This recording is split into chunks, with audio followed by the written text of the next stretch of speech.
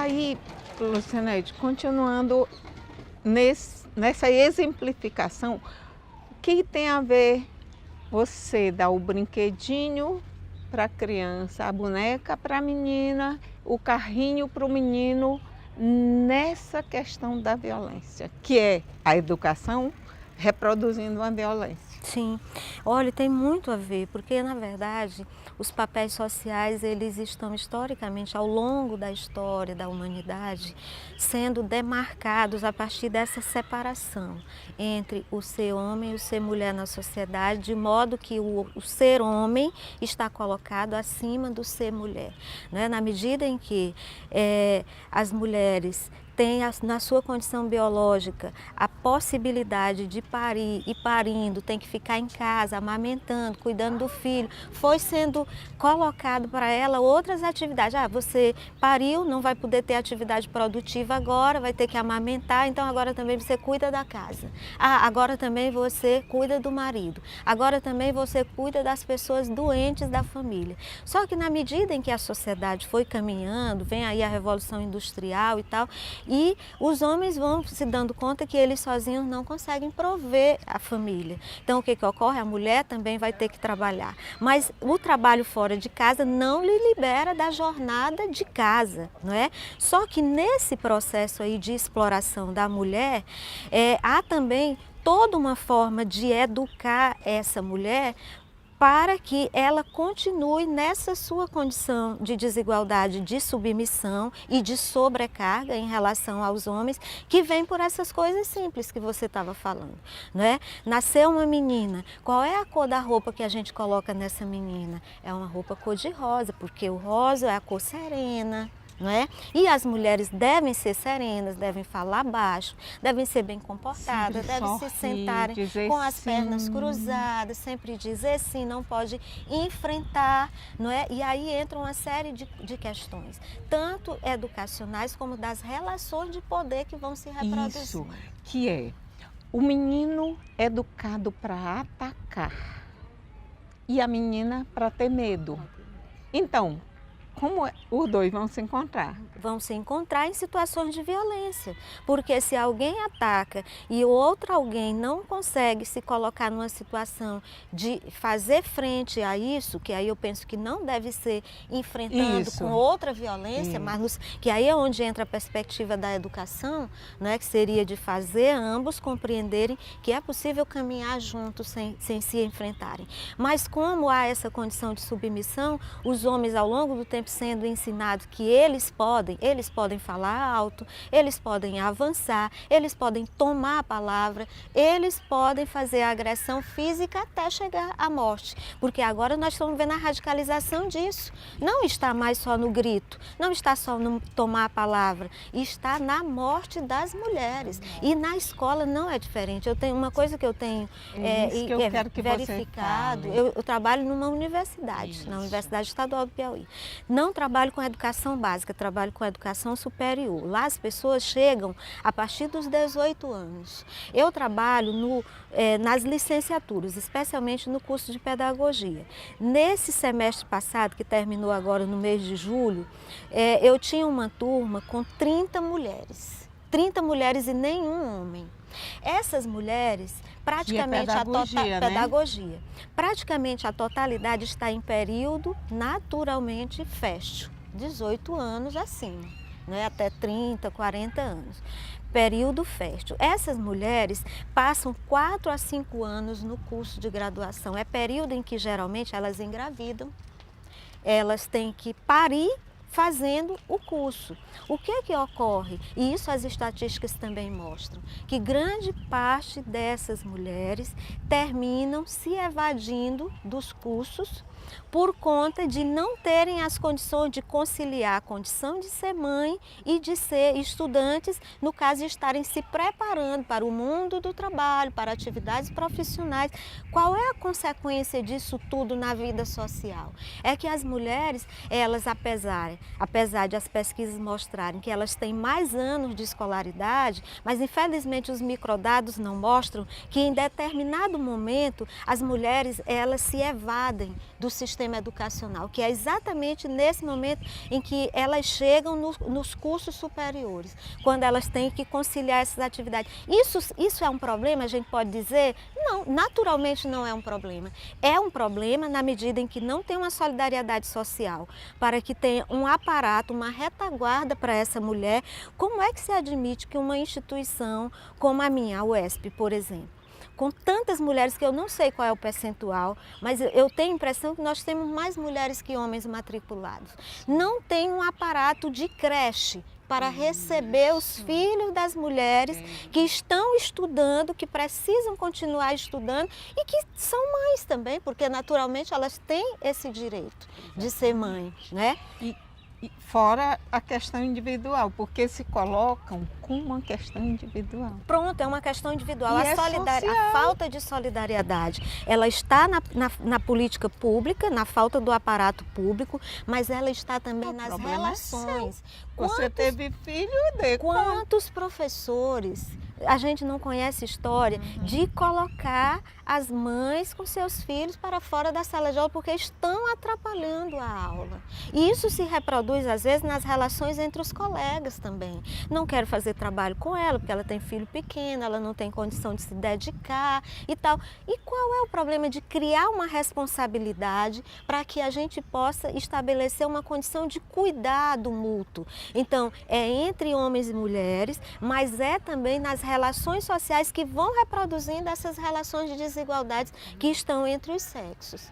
Outra coisa também que eu acho importante destacar no espaço acadêmico é de um patamar sexista nas carreiras. Pronto! Eu quero falar sobre isso quando você diz.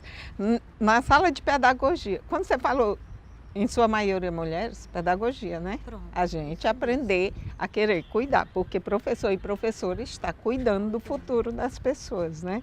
Então, todas as profissões relacionadas ao cuidar é que tem mais mulheres? É que tem mais mulheres, com certeza as pesquisas demonstram isso.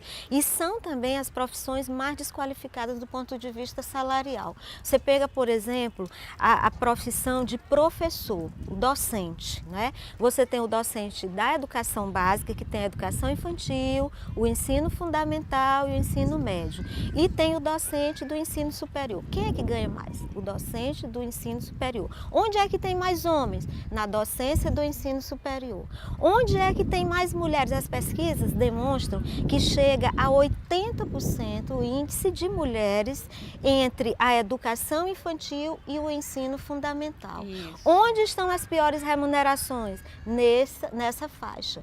Mas ainda tem um outro fenômeno. Aqui em Teresina, por exemplo, as minhas alunas dão testemunhos recorrentes nas aulas de prática de ensino, de didática, de estágio, que no ensino fundamental se admite homens e mulheres, especialmente nos anos finais do ensino fundamental. A partir primeiro, quarto, quinto, sexto ano, basicamente mulheres. A partir daí se admite homens. Mas aqui em Teresina tem um fenômeno.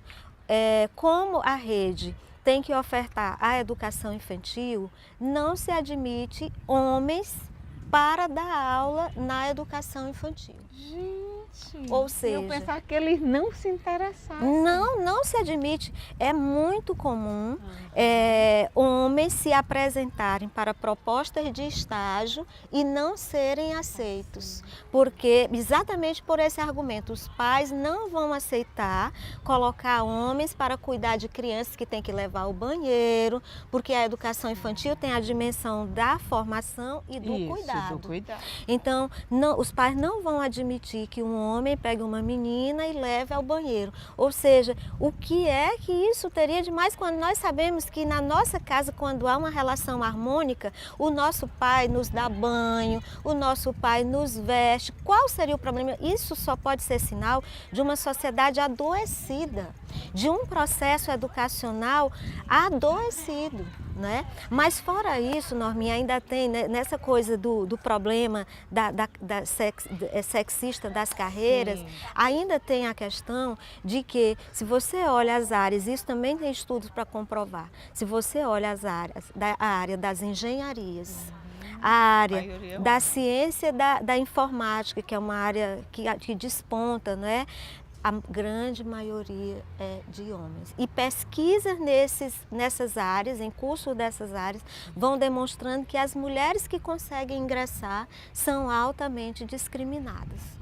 Então, realmente, nós temos aí um problema seríssimo para resolver. Não se resolve sem a educação, é verdade, mas também não se resolve só com a educação. Nós temos que entrar em outros domínios, no domínio da arte, no domínio das relações políticas, não é? Certamente, tudo isso atravessado por valores educacionais que não somente os da escola, mas também os da escola, porque essa história de dizer, nós vamos agora entregar a educação das nossas crianças só para as famílias, que é o que essa perspectiva da ideologia de gênero está dizendo. Isso não funciona. Como é que está todo mundo passando pela escola? As famílias cada vez mais ocupadas no mundo do trabalho, com não sei quantas jornadas, pai e mãe. Como é que nós vamos esperar que as famílias sozinhas derem conta dessa responsabilidade? Exatamente. Uma situação cultural que precisa ser mudada e tem que ter um programa, uma política pública de emergência. É verdade, de choque mesmo, De de choque.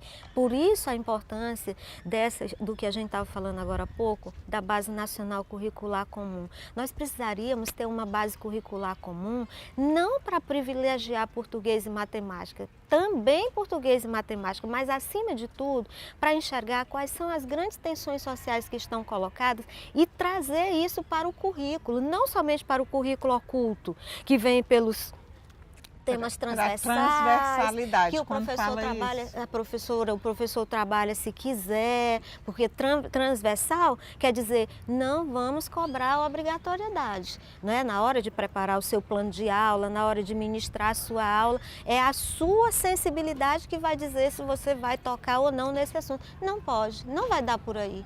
Nós vamos precisar verdadeiramente colocar isso no currículo, ter teoria para estudar, ter metodologia para estudar, brinquedotecas que substituam esses brinquedos, né? O rosa das meninas, o azul dos meninos, por outra perspectiva.